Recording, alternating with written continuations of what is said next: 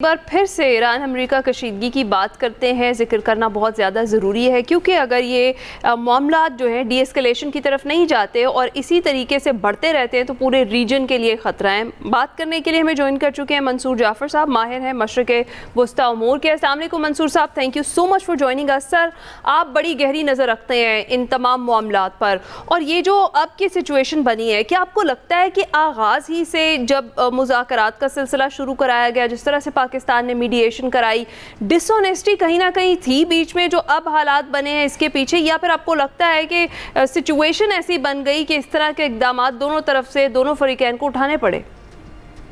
جی بہت شکریہ جی۔ دیکھیے، اگر ڈس آنیسٹی شاید ذرا زیادہ سخت لفظ ہو جائے گا، لیکن مجھے یہ لگتا ہے کہ بد اعتمادی جو ہے وہ دونوں فریقوں کے درمیان روز اول سے موجود ہے، کیونکہ آپ کے علم میں ہے کہ تقریباً کوئی 1-2 برس کی بات نہیں ہے، تقریباً نصف صدی کا قصہ ہے کہ جس میں یہ تمام معاملات کشیدہ سفارتی طور پہ چلے آ رہے ہیں، اور امریکہ اور ایران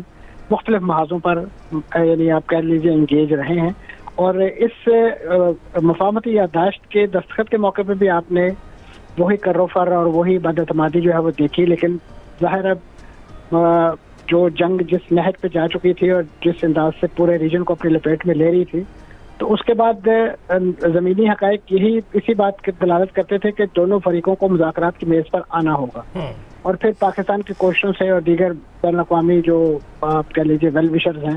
ان کے تعاون سے جو ہے دونوں فریق ایک 14 نکاتی مفاہمتی یادداشت پر ایگری ہوئے، لیکن اس مفاہمتی یادداشت کا جو پہلا نقطہ ہے اسی پر ہی عمل درآمد نہیں ہو سکا۔ یعنی اگر آپ دیکھیں تو اس میں جو سیز فائر کی بات تھی، اور وہ ایک کلب سیز فائر تھا ایران کا، اس کے ساتھ ساتھ لبنان کا، دیگر معاملات کا دیگر محاذوں پر، تو اب آپ نے دیکھا کہ وہ تمام کے تمام محاذ اس وقت ایکٹیویٹ ہو گئے ہیں۔ اس وقت یمن کا محاذ بھی ایکٹیو ہے، اس وقت لبنان کا محاذ بھی ایکٹیو ہے، غزہ کے اندر بھی معاملات اسی طریقے سے دوبارہ بیک ٹو اسکوائر ون جاتے ہوئے دکھائی دے رہے ہیں، اور سب سے بڑھ کے ایران کا محاذ تو آپ نے دیکھ ہی لیا ہے کہ آبنائے ہرمز کو اس وقت ایشو بنا کر ماضی میں وہ فوکل پوائنٹ یا فوکل نقطہ جو تھا وہ نیوکس تھے، اب امریکہ نیوکس کو بھول چکا ہے، نہ ڈونلڈ ٹرمپ صاحب کو نیوکلیئر ڈسٹ یاد آتی ہے، نہ اس سے ریلیٹڈ اس کی جو افزودہ یورینیم کی ڈیگریڈیشن کا معاملہ اٹھاتے ہیں۔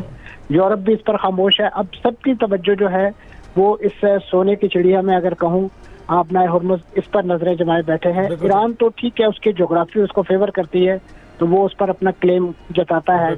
وہ سچا ہے یا جھوٹا ہے۔ ایک اور چیز جو اب دکھائی دے رہی ہے، آبنائے ہرمز پر توجہ ہے پوری طرح سے، لیکن اس بات پر توجہ نہیں ہے کہ ان ممالک میں ذخائر کی کمی ہونا شروع ہو گئی تھی، اور ذخائر کی کمی ہونے کی وجہ سے یہ جو فلکچویشن ہے اس پر آپ ہائر ریٹس پر وہ ذخائر بیچ سکتے ہیں۔ تو کیا آپ کو لگتا ہے کہ یہ کچھ تجارتی معاملات بھی ہیں جن کو مد نظر رکھا جا رہا ہے، اور ان چیزوں میں فلکچویشن، پرائسز میں فلکچویشن ہمیں دکھائی دے رہی ہے؟ جی یقیناً ڈونلڈ ٹرمپ صاحب نے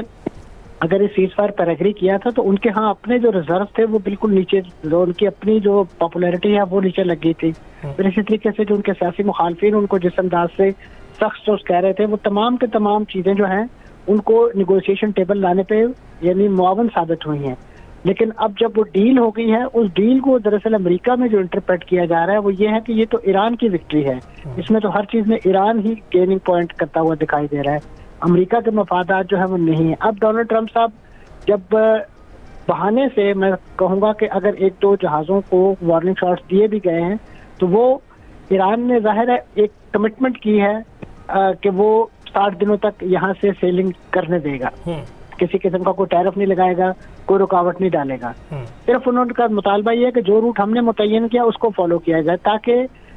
بین الاقوامی سازش یا ایک اس ایکٹیویٹی کے ذریعے اس کا اسپیکٹرم وسیع نہ کر لیا جائے، یعنی اسے عمانی سائڈ سے نہ کھول دیا جائے۔ ایسی صورت میں ایران کا کنٹرول جو ہے وہ فزیکلی ویک ہوتا جائے گا، اور ایران ظاہر ہے ان کے ٹیریٹوریل واٹر میں جا کے چیزوں کو مینج نہیں کر سکتا، اگرچہ وہ ایران کے ساتھ نیگوسیشن میں ہے کہ اس کو مشترکہ کنٹرول کیا جائے، لیکن عمان جو ہے آپ کے علم میں ہے کہ ایک چھوٹا ملک ہونے کے ناطے اور خاص طور پہ وہ بھی امریکہ کا بڑا قریبی اتحادی ہے، وہ ان کے کیمپ میں زیادہ دکھائی دے رہا ہے، اور اسی وجہ سے حالانکہ ماضی میں آپ کے علم ہے کہ یہی عمان جو ہے یہ پاکستان والا جو فریضہ ثالث کا ادا کرتا رہا ہے، مذاکرات انہی کے ہاں ہوتے رہے،